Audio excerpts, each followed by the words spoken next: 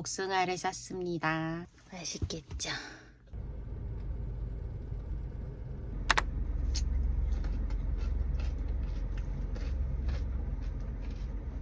목에 오이가 살도 안 찌고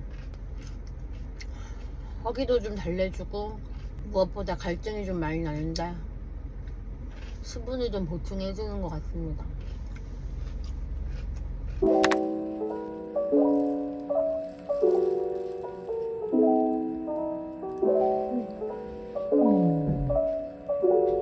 왜 이렇게 발발해? 이 모습이네. 그리고 머리부터 엉덩이까지 네. 4.2cm. 주스하고 잘 맞아요. 네.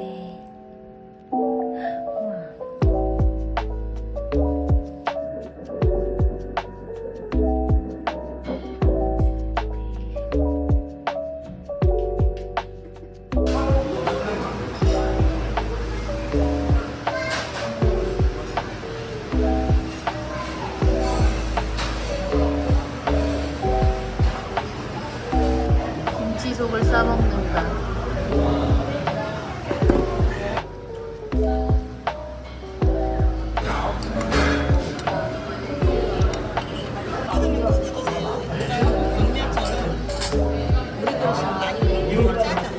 네.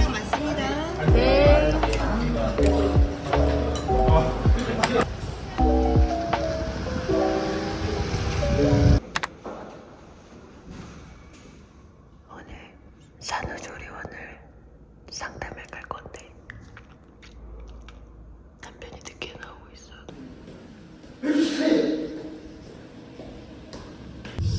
이래서 숲에 있다고 한 거구나. 애기를 데리고 온다고 상상을 해야 돼요.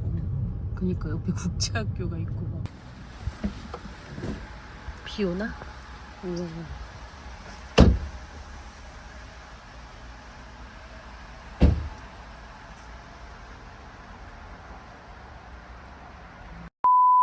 원해드릴게요.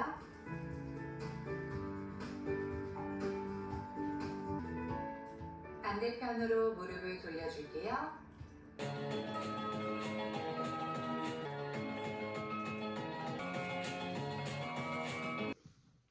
안녕하세요.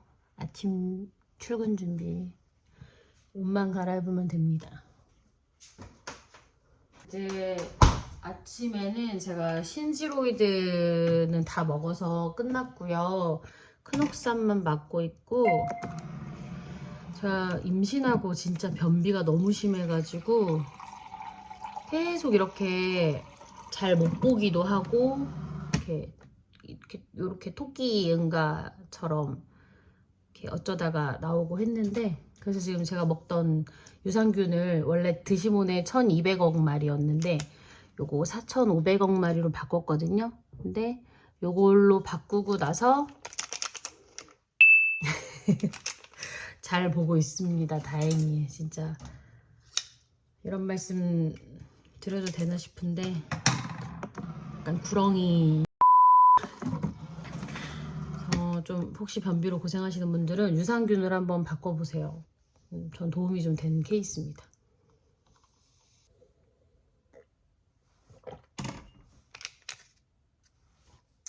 추천합니다. 오늘은 두 번째 산후조리원 투어를 가기로 했습니다. 비가 엄청 왔어가지고 엄청 덥네요. 지난번에 갔던 데가 일단 조건이 좋아서 계약은 해뒀었는데 일단 한번 비교를 해보고 뭐 들어가기 전까지는 취소가 가능한 거니까 오늘 가보도록 하겠습니다. 빠이.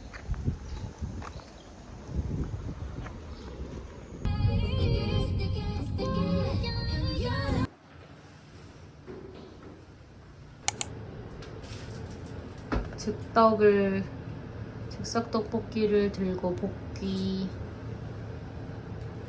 힘드네요. 안녕하세요. 인집입니다.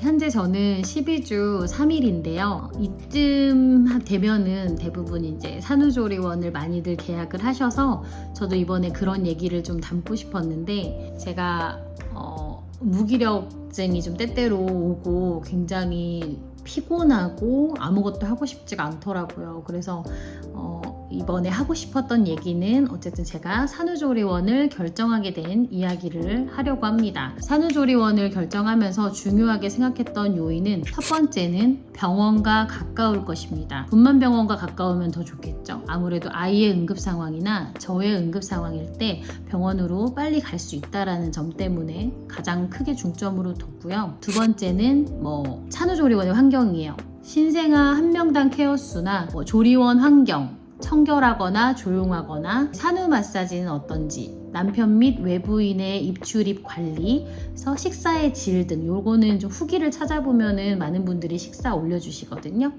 그런 거를 좀 참고했고, 세 번째는 소화과 회진 횟수, 네 번째는 가장 중요한 우리가 생각하는 예산, 비용이었습니다. 고려하셔도 되고 안 하셔도 되는데, 다섯 번째는 산후조리원마다 퇴소 선물이 다르거든요. 그런 것들도 고려할 수 있을 것 같아요. 그래서 물론 제가 처음에 당연히 분만병원으로 생각한 병원에 부속되어 있는 산후조리원을 가고 싶어서 예약이 되는지 연락을 드렸더니 이미 풀북이더라고요. 1, 2월에 분만하시는 분들도 많기도 하고, 그래서 아쉽게도 하지 못했고요.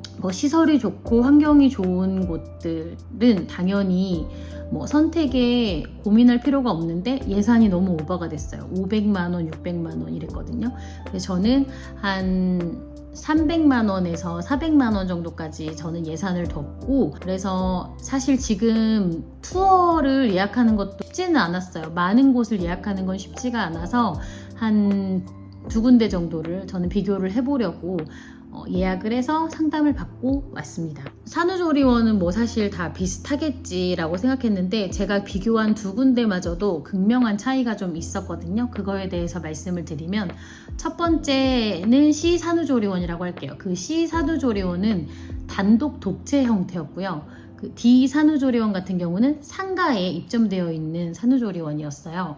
그래서 이 두 가지는 당연히 개방감이랄지 좀 답답함이 덜한 거는 독채가 그랬고요. 다만 신생아를 케어하는 곳과 산모의 휴식 공간이 층으로 분리가 되어 있는데 이 부분이 장점과 단점이 될 수 있더라고요. 그래서 그거는 좀 뒤쪽에 말씀드릴게요. 그리고 이제 상가에 있는 산후조리원 같은 경우는 많은 분들이 다른 입점되어 있는 업체에 방문하시는 사람과의 어떤 접촉, 그분들이 또 흡연을 하시거나 하면 그게 또 엘리베이터를 타고 올라온다, 이런 우려들이 좀 있더라고요. 그래서 당연히 좀 독채 쪽으로 끌렸고요. 근데 문제는 그 독채 산후조리원이 좀 떨어진 외곽에 있다 보니까 병원하고 가깝지 않았어요. 이거는 좀 고민을 되게 많이 해봤는데, 그리고 두 번째 비교가 된 부분은 신생아 케어의 부분이었는데, D 산후조리원에서는 케어 부분에 대해서 먹이는 분유랄지, 그리고 케어하시는 선생님이 전문 간호사 분들이랄지 이런 것들에 대해서 되게 중점적으로 말씀을 해주셨어요. 그리고 C 산후조리원은 여름철이었음에도 불구하고 신생아 수가 한 20명 정도 됐었고 선생님은 한 5분 정도 계시더라고요. 그러니까 4대1 비율로 아기를 보고 있었고, D 산후조리원은 아기가 한 3명밖에 없었어요. 여름철에 산모가 별로 없다라고는 하는데, 그래서 이게 비교가 될지는 모르겠지만 D 산후조리원이 조금 더 아기를 오랜 시간, 한 명당 오랜 시간 보고 또 수유를 해주시고 이런 것들이 좀 있는 것 같더라고요. 이게 또 달랐고요.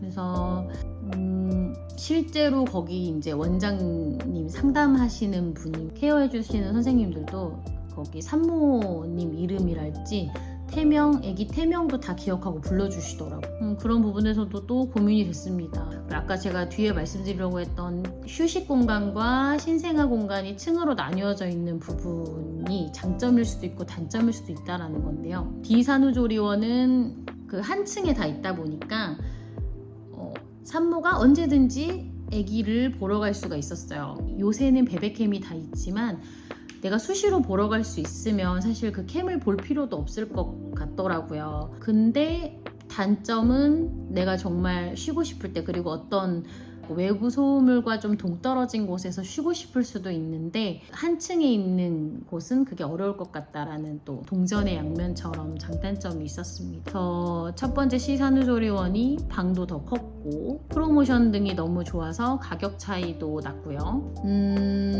그래서 여러 가지 뭐 요소들이 제가 고민하고 결정하는데 좀 애를 먹었는데요. 최종적으로 저는 시산후조리원을 선택을 했습니다. 당연히 이제 비용 대비 시설 부분이 제가 너무 마음에 든 게 많았고요. 물론 이제 중간에 병원에 들러서 아기 한번 상태 보고 뭐 저도 뭐 수술한 부분이 있으면은 한 번 더 케어를 하러 병원을 가야 된다고 하는데 어차피 그거는 또 남편 불러서 이제 병원이 30분 거리거든요. 그 정도는 갈 수 있지 않을까 생각이 들고 또 이런 경우는 없어야 되겠지만 이제 산모가 하혈을 많이 한다든지 하는 경우는 그렇게 또 많지는 않다고는 하시는데요. 이거는 진짜 지금까지도 되게 고민이 많이 되는데 응급실을 이제 가야 될 경우에는 119를 불러서 간다고 해가지고 그 부분이 조금 아쉽지만, 그리고 신생아 케어 부분도 조금 제 욕심보다는 아쉽지만 저는 시산후조리원으로 선택을 했습니다. 그래서 뭐 정말 여러 가지 산후조리원마다 중점을 두는 부분들이 다 다르더라고. 모유 수유랄지, 가슴 관리랄지, 신생아 케어 부분이랄지 이런 거에 대해서 여러분들이 생각하시는 가치와 중점에 맞추셔가지고 선택을 하시기를 바라겠고요. 저의 이번 선택기 같은 경우는 그냥 조금만 참고가 되셨으면 좋겠습니다. 그 여러분 아시죠? 그 산후조리원 좀 할인해서 하시려면 뭐 연계된 병원에서 할인을 받는 거나 당일에 상담하시고 계약하시면 할인 들어가실 수 있는 점, 또 산후조리원마다 프로모션이 다르고 또 저 같은 경우는 또 3개월 내에 완납을 해주시면은 또 뭐 20만 원 할인 더 들어간다든지 이런 게 있더라고요. 그래서 되게 저렴하게 했거든요. 그래서 이런 것도 참고하시면 좋을 것 같습니다. 최종적으로 어쨌든 제가 드리고 싶은 말씀은 현명한 선택을 하시길 바라겠고요. 저는 이렇게 12주를 산후조리원을 계약하면서 보냈습니다. 다음에 또 제가 2주 후에 리프티 검사가 예정이 돼 있거든요. 그래서 사실 지금 굉장히 떨리는데 리프티 검사 잘 하고 또 결과 가지고 오겠습니다.